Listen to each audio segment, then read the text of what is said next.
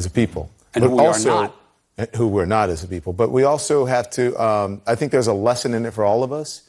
If you are a Trump supporter, do you continue to fall for the okie doke? Do you continue to use as an excuse that everyone is out to get him and that everyone else is wrong and he's always right and that you're right and that there is no compromise on that side? If you're in the news media and in the jobs that we are, do we continue to allow space for propaganda and lies that we have to go back and correct? And it's futile when you have to go back and correct it because the lie is already out there and the damage has already been done. Or have we learned from that from 2016? Or will we continue to do the same thing?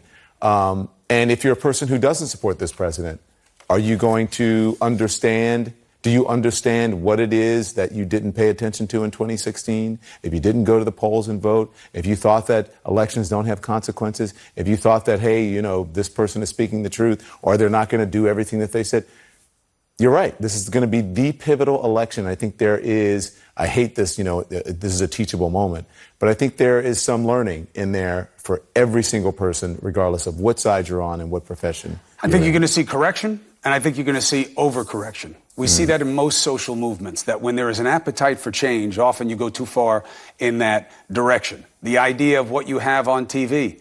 You know, you go too far and you start censoring what you have on TV because you don't like the ideas, because you think all of it is a lie. Very rarely is anybody all a lie. Even this president. Does he lie a lot? Yes. Most of the time. More than anything I've ever seen. Most of the time. But not everything he says is a lie. Think about the despicable people we've had in history. Okay, now I'm going to use an extreme example. Think about Hitler. Think about any of those people. Would you say that that person is allowed, or let's put it this way. If you could look back in history, would you say, well, I'm so glad that that person was allowed a platform so that they could spread their hate and propaganda and lies? Or would you say it probably wasn't the right thing to do to spread that because you knew in the moment that that was a bad person and they were doing bad things? Not only were they hurting people, they were killing people. And so I just think that... Well, but I think that the example matters. And that's a very extreme example.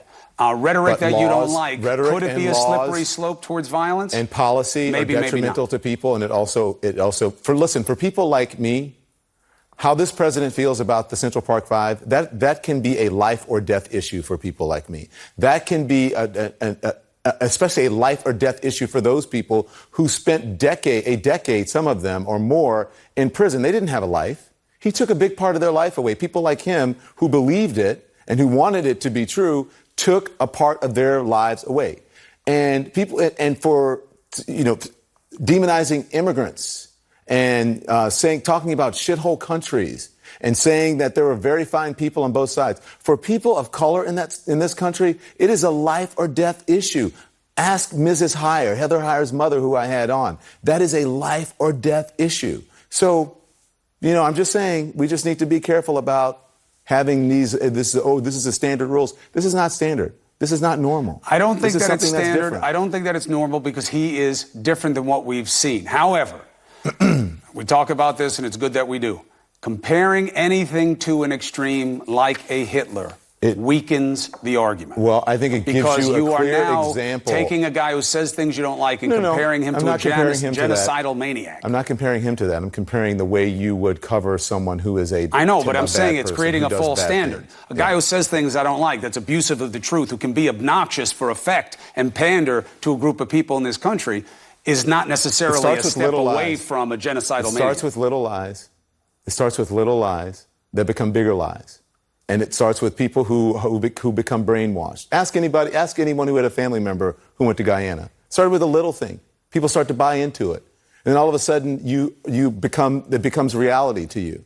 Good people follow bad people. Doesn't mean that they're a bad person. It just means that they were used and that they were in some ways co-opted. Doesn't mean that they're bad people, but it starts with very little things. You take some truth and then falsity, and then you keep capitalizing on it. That's how a lot of cons work. But I'm just saying, a con, something that isn't true, versus a cult, versus a genocidal maniac. I just think you should go one step at a time. Yeah. Well, just saying, be careful. Absolutely. That's why we do the job. Yeah, be careful. Thank you. I'll see you next time. All right, bud. This is CNN Tonight. I'm Don Lemon. It is official.